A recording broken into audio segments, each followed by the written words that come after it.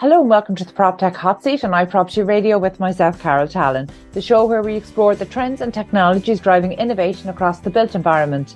This show is brought to you in partnership with PropTech Ireland, the hub for innovators, investors and indeed for industry leaders. In the PropTech Hot Seat today is Nitin Govila, and he's joining us from Dubai. Nitin is the Chief Sales and Marketing Officer for Serge Ferrari, manufacturer and seller of composite materials. And today we're going to discuss maybe some of the technical fabrics for use in the interior and exterior of around the built environment. And we'll take a look at maybe some of the innovation that this company is doing. So Nitin, thank you for joining us. You're very welcome today. Thank you, Carol. Thank you for having me over. And it's my pleasure to be with you on this on this podcast. Very good. So Nitin, I mentioned there that Serge Ferrari is, of course, a global company. You're joining us from Dubai, and I know your responsibility is around the EMEA area. But essentially, for anybody in the construction industry who is not familiar with your products, you might just give us an overview as to the products and the offering globally. Yeah. So Serge Ferrari, I mean, historically is also still now, it's a French company. In fact, we are in our 50th year of existence. It's a primarily a French company, but now it's a bigger group, having acquired some companies in Germany and different parts of the world. And it's a world leader or market leader in composite materials. For people who may not be so much familiar, the other name we may say is technical fabrics. Basically used for interior and exterior applications for varied uses, depending on the kind of building and the structure you have. And it's a B2B business in that sense. So we have customers and clients and direct purchasers. We take a distributor route or a direct manufacturer route to sell our products across the world to different customers and different application. We identify 4 strategic markets for our businesses, along with some additional markets. I manage the business for Asia Pacific, Middle East, and Africa. So I'm shuttling my time between Singapore, which is my home base anyway, and also different parts of the world. So now I'm in Dubai because we have the world. So that's what is in brief the company is. Very good. And you might just then take us through some of because there's a range of products and services there. And I know you touched on, before we start recording, you certainly touched on the manufacturing that's happening in France and Germany. But for products and services that are available to the construction industry, you might just break those down now.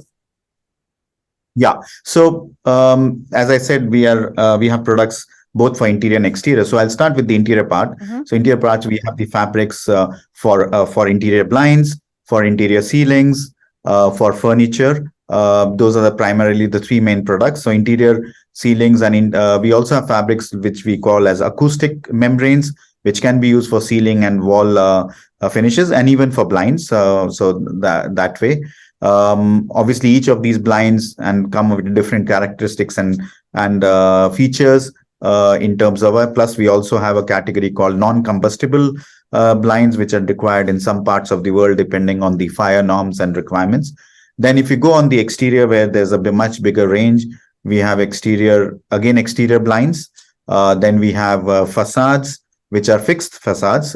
Exterior blinds could be fixed, could be motorizable or manual operated, but the exterior facades are fixed facades, which help you to manage thermal and heat and other elements of the building and light.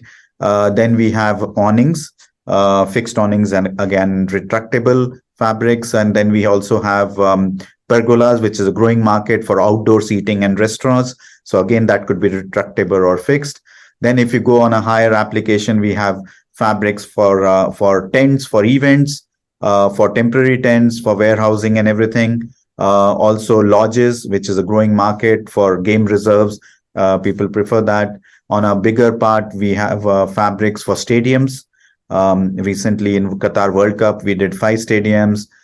We have done 20 pavilions in Dubai Expo, and across the world, we've done many stadiums and continue to do so. Then we have fabrics which can be used for airports, walkways, shadings, amphitheaters, name it. So depending on the kind of design and the application and the expectation of the functionality, the designers can come out with the right specification of the fabric, and we have it. So it's available.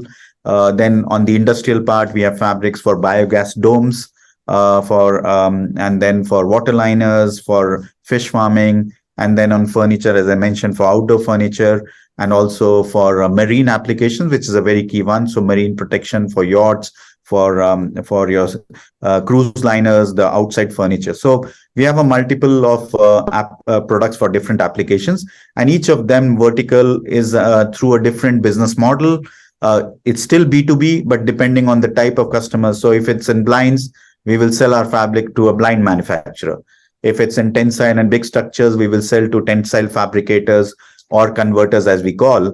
Same in furniture, we will sell to a furniture manufacturer. So it's again varies as per the market. And Nadine, you referred to technical fabrics as the fifth element of construction, essentially. Yes. And I think that might be a surprise to some people, when they hear you talk about the use of this type of material for the exterior of permanent structures. Yes. Yes. So where does that fit in terms of building standards and safety, from a combustibility point of view, and obviously sustainability that's driving so many of our design choices right now? So, as I said, when it comes to exterior fabrics, obviously that's where the real technicality comes. There are different kinds of elements there. You have fabrics which are polyester coated with PVC. Then you have fabrics which are glass yarns coated with PTFE with a higher combustibility index. So depending on what the structure is, say, for example, a stadium, then there would be obviously the final client. It could be a country, it could be a sports ministry in a country. And then after that, they will work with the designers or engineers or well-known architects across the world who generally would be quite aware of these kinds of products. And depending on the design they want to do, then the whole structure and concept is created. There are technical softwares which are obviously you have to go a 1 to 2 years technical full course, like a mini engineering course, to become an expert to do that designing. The softwares may run in the range of 30 to 50,000 euros to have that software. So all that software also takes into account where you are based, which part of the world you're based, what are the energy loads, what are the wind loads, water, and everything. So they create a design with a certain safety factor. And that's where then after that, once the final client approves, then you start going about, okay, how do you do the patterning, the cutting, and the welding? So people are experts on that. And these kind of structures, when they are kept in mind or designed or a product is defined, it's with a certain life. You may talk about 10, 15, 20, 25, 30, 40. You have many stadiums which are there still 30, 35, 40 years. In Dubai, the biggest landmark, I say, is Burj Al Arab, which everybody knows, that in the ship hull shape, that's a fabric. Not many people know that even in Dubai. They think it's a panel or whatever, but that white color is actually a fabric, and we are in the 25th year of that project. So now that gives confidence to people to understand that, yes, this is something it can last. And more importantly, you come out with those fixed elements, as I said, whether you use brick, steel, or steel is anyway used where you're making a fabric structure, but you're using bricks, stones, or whatever. There you have very less flexibility to play with the shape sometimes. Here you can actually convert your dreams into reality, or the imagination into reality, and create your own unique, iconic signature structure, which every designer and architect or a final client aims to have. That, okay, this becomes my postcard of my city or my country in that sense. So I think that's where this kind of material really helps people who really wish to explore that. I love when you talk about that, that these materials allow architects to really play with the design, because that is every architect's dream. And I mean, you reference a particularly iconic building there. The shape is instantly recognizable in any context. And I mean, that again must be the hallmark of successful design. But in terms of innovation, then, how closely are you working with designers? I mean, which is the driving force? Are you driving this, or are you more responding to maybe architects trying to achieve more and more ambitious and iconic designs? I would say it's both. Obviously, sometimes when projects are at very initial stage, then we try to work with the design firms or the architect firms. The bigger firms, when they're working, normally when it's a big project, it's the bigger firms who are working, who obviously will have their own design team. But sometimes what we also bring to the table is the possibilities to share the different kinds of materials which are there, not only which they may have used it in the past, but also some new developments of new products which are coming. And that helps them to think also differently and even explore. Like many years back, stadiums never had facades. Now facades has become an integral part of the stadiums because you can really play, you can play with the branding, you can play with the lighting, and still you're able to, give good comfort for people. Third element which has now got added is acoustics, inner acoustics inside the stadium. So that's also, we have a fabric for that. So now people have become more open on that. So when they're working on it, these are the things we bring to the table. But sometimes when there are smaller projects or design firms, they may not have the necessary infrastructure or team to do the design. We also have an in-house design support where we'll work with them, try to give few options on the table so that people are not saying, okay, when it comes to membranes, there's only one kind of design I see. We are also able to bring few more elements to feed them. So in that sense, then they can decide, okay, this looks interesting. Why not I go for this?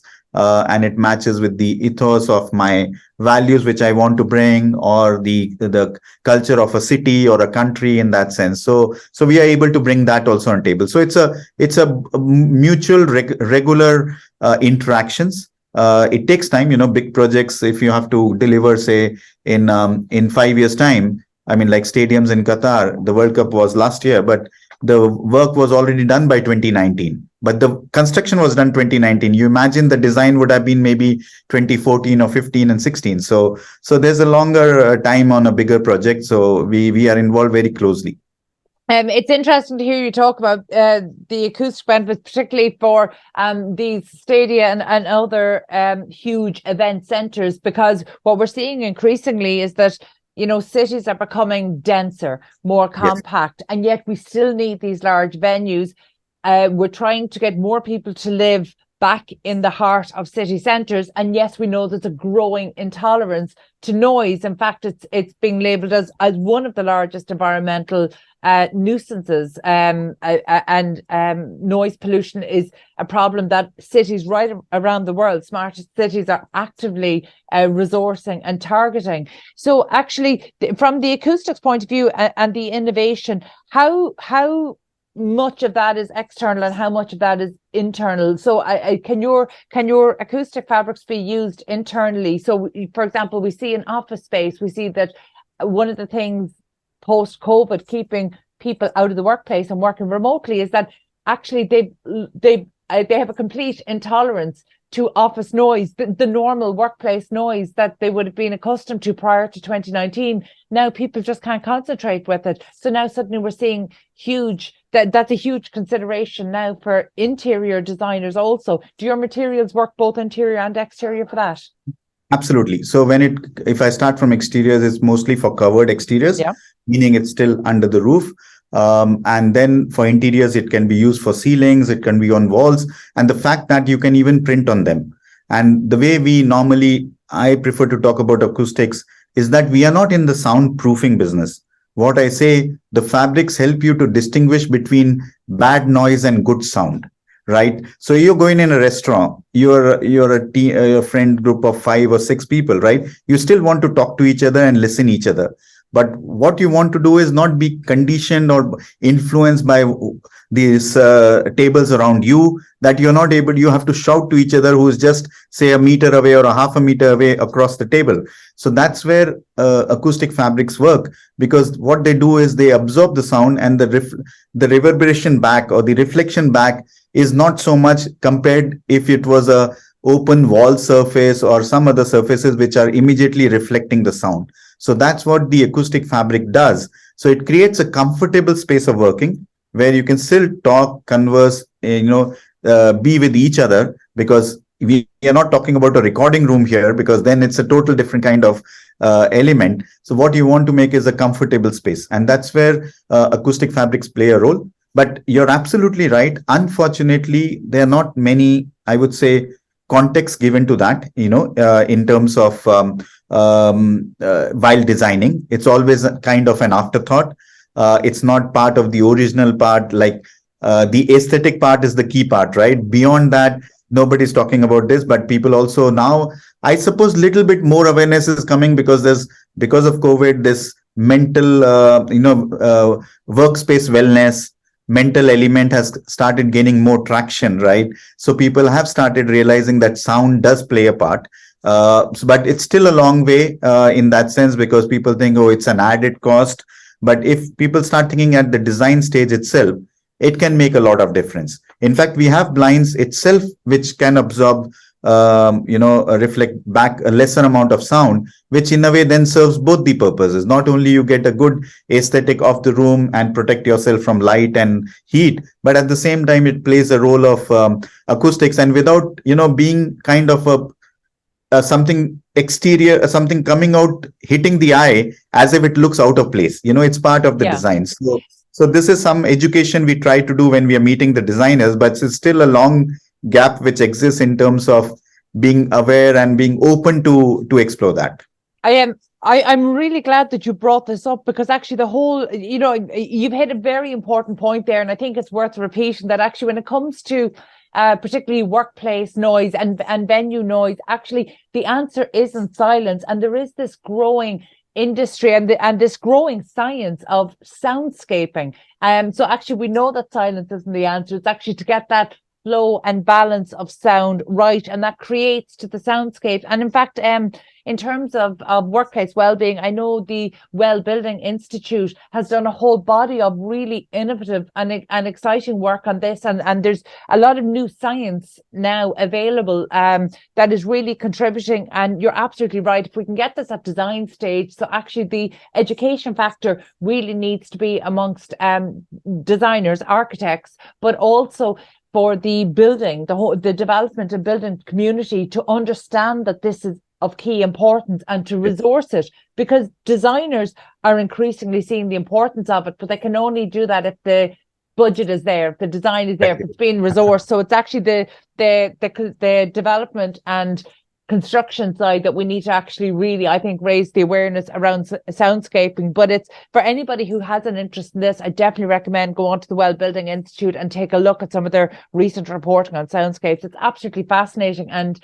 so it's exciting to hear the technology and the innovation that you're working on to be able to actually capture that and bring that to life and practice. So that's a really interesting one. And I suppose the next one, obviously, we need to talk about is sustainability, because that is such a huge driving factor for any construction product innovation right now. So in terms of sustainability, because you have the benefit of, I know that you mentioned that in your company, kind of there's a responsibility, the globe, the planet is broken in two in terms of responsibility, but there's a global awareness of maybe the trends that are happening. So around sustainability trends globally, what are you seeing as the driving forces for construction material innovation? I think part of it is driven by obviously the climate accord, and different countries are signatory to it, to the accord. I mean, it's mostly more or less nearly all the countries. So they have to meet certain criteria. So there's a good buzz around that within the countries. For sure, then it immediately translates when you look at a building. And now in a building, how the building is made, what are the different materials used, and at the same time, what energy is consumed by that building in that sense. So then it automatically comes down to when you look at composite materials, because in composite materials, there are many elements. In fact, Serge Ferrari is the only end-to-end company starting making our own yarns, and to making the final product. So we are much more in control of our process, and that's why our products are more technology superior. So it also gives us a chance then to work with our suppliers to understand their processes, how sustainable they are, whether a yarn supplier, for example, or a raw material for a yarn supplier, or pigments or resins or any other things which are needed for different kind of features and technicalities which a product should give. So it helps us to look at even what are the different alternative materials which are there. So we have a very strong R&D department. We spend nearly 3 to 4% of our annual turnover on R&D.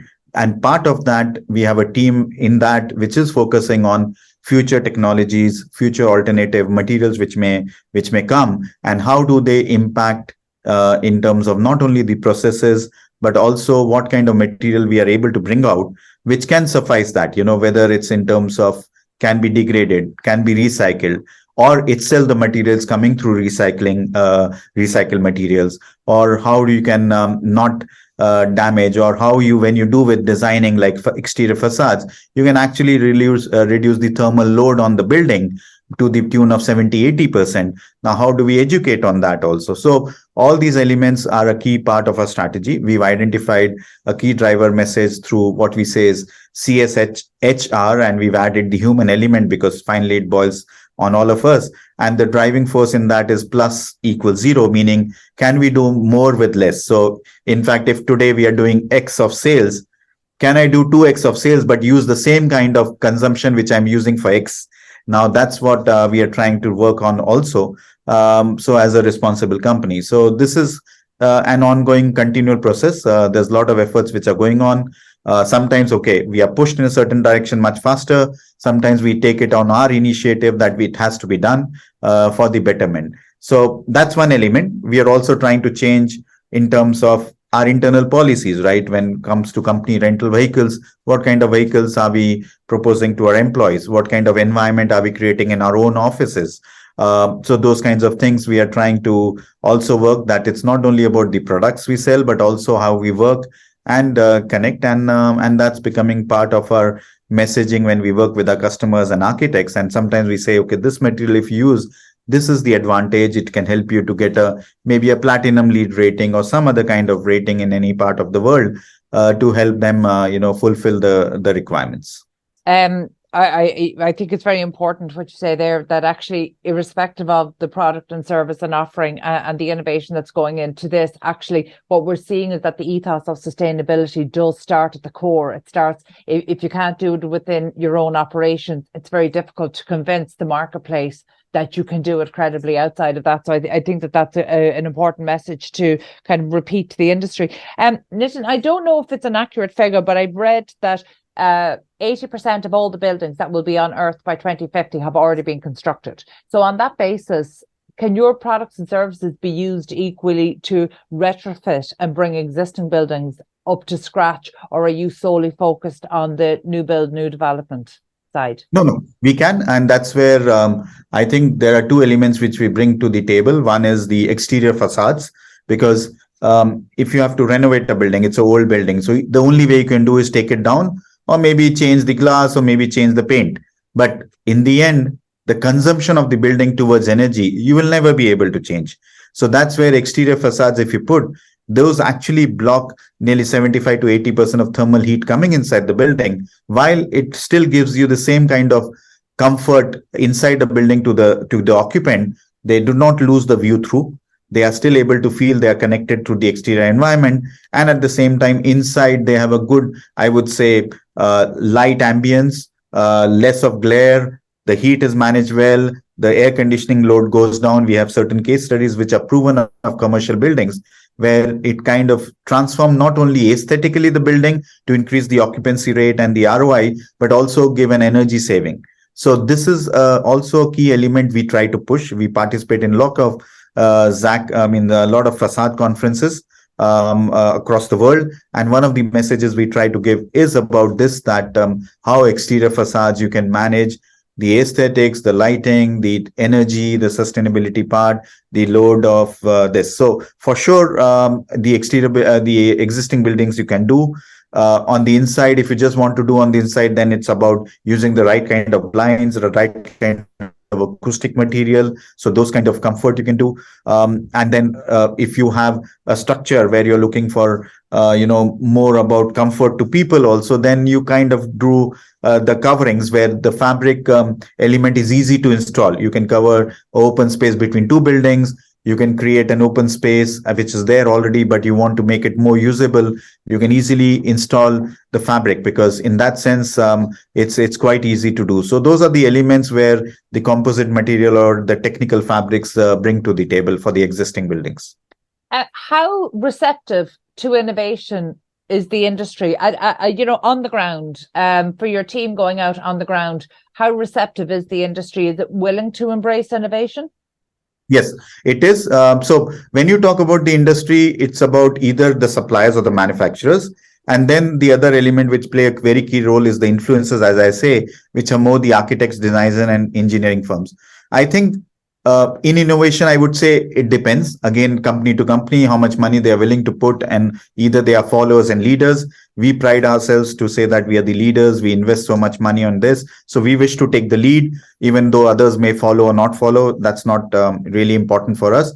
And then also understanding from these architects, influencers, designers, or engineers, how things are changing, what are they expecting. So we are happy to work, sometimes come back and work on certain products and projects to develop a specific product even for their requirement, which is related to that. Because other building materials everybody knows. Now these are things where they also feel there's a lot of possibility to innovate, because you can change the yarn, you can change the certain other raw material, create a total different kind of product. So yes, people are open. They are also open to listen to us if we bring something on the table, and willing to experiment and try also.